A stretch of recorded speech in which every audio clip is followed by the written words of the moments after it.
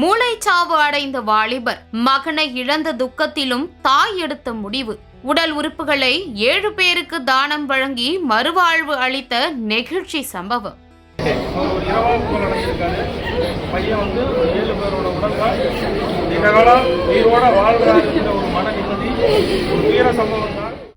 மதுரை மாநகர் நாராயணபுரம் பகுதியை சேர்ந்த 22 வயதான இளைஞர் நிதிஷ்குமார். இவர் கடந்த 18ஆம் தேதியன்று தூத்துக்குடி மாவட்டம் திருச்செந்தூர் அருகே பைக்கில் பின்னால் அமர்ந்து சென்று கொண்டிருந்த போது பைக் மரத்தில் மோதியதில் தலையில் காயம் ஏற்பட்டு தூத்துக்குடி அரசு மருத்துவமனையில் சிகிச்சைக்காக அனுமதிக்கப்பட்டார். பின்னர் மதுரை அரசு ராஜாஜி மருத்துவமனையில் அவசர விபத்து சிகிச்சை பிரிவில் 19ஆம் தேதி அனுமதிக்கப்பட்டார். இந்நிலையில் நேற்று நிதிஷ்குமார் மூளைச்சாவு அடைந்ததாக அறிவிக்கப்பட்ட நிலையில் அவரது தாயார் ஜெயலட்சுமி நிதிஷ்குமாரின் இதயம், கல்லீரல், சிறுநீரகங்கள், கருவிழிகள், தோல் ஆகியவற்றை உடல் உறுப்பு தானம் வழங்க ஒப்புதல் அளித்தார். நிதிஷ்குமாரின் இதயம் தஞ்சாவூர் அபெக்ஸ் இருதய மருத்துவமனைக்கும், கல்லீரல் மதுரை அப்பல்லோ மருத்துவமனைக்கும், சிறுநீரகங்கள் மதுரை அரசு மருத்துவமனை மற்றும் Tiruchi Murugan health care speciality மருத்துவமனைக்கும், கருவிழிகள், தோல் ஆகியவை மதுரை அரசு ராஜாஜி மருத்துவமனைக்கும் ஆம்புலன்ஸ் மூலமாக அனுப்பி வைக்கப்பட்டு பாதுகாப்பாக ஒப்படைக்க பாதிக்கப்பட்டோர்களுக்கு பொருத்தப்பட்டது. பின்னர் நிதிஷ்குமாரின் உடலானது